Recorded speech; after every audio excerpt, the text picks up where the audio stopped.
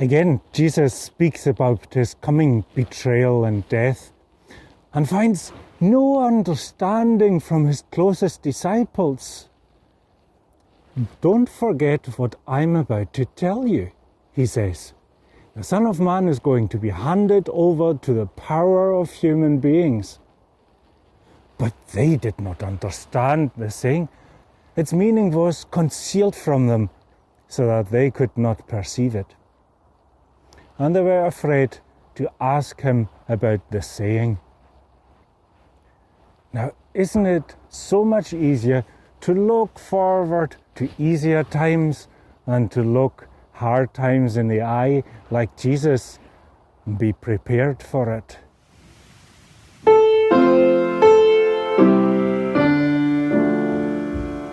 When we are tempted to deny your Son, because we fear the anger of the world, and we are few who bear the insults loud, your will, O God, be done.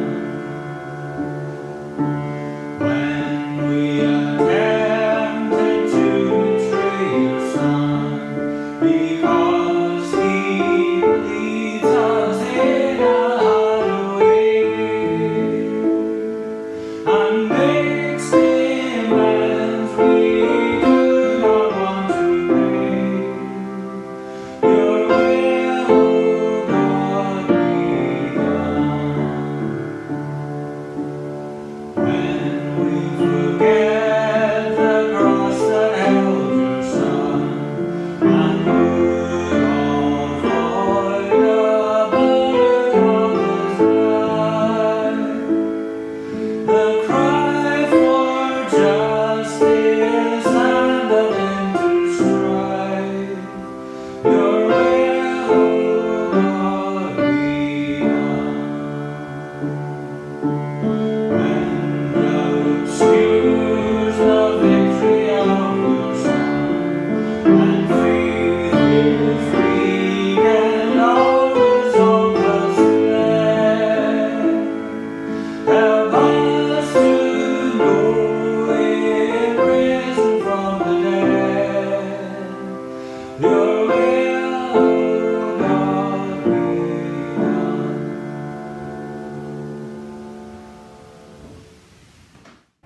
Now, just to prove how much the disciples are off focus at that point, the Gospel of Luke tells us how they argued among themselves.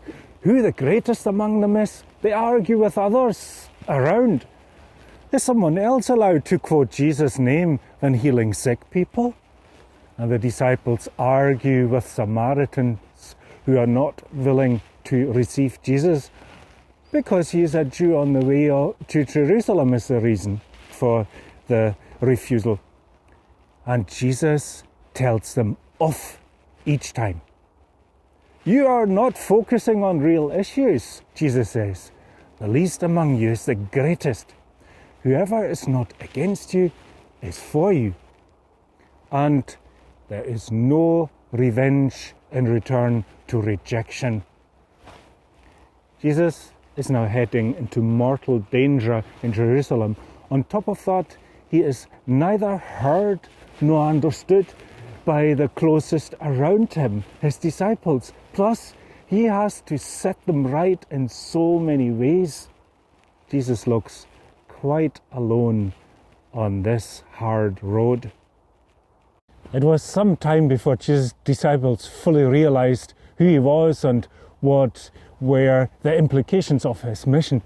And as they moved towards Jerusalem, this realization probably grew hand in hand with the misgivings and fear of what was to come.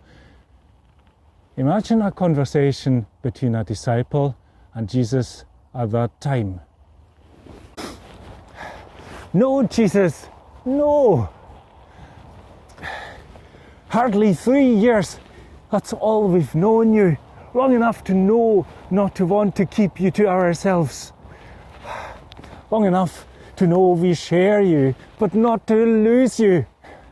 No, not the miracles, not the quiet and storm, not the fish that fed 5,000, not the withered arms turning strong.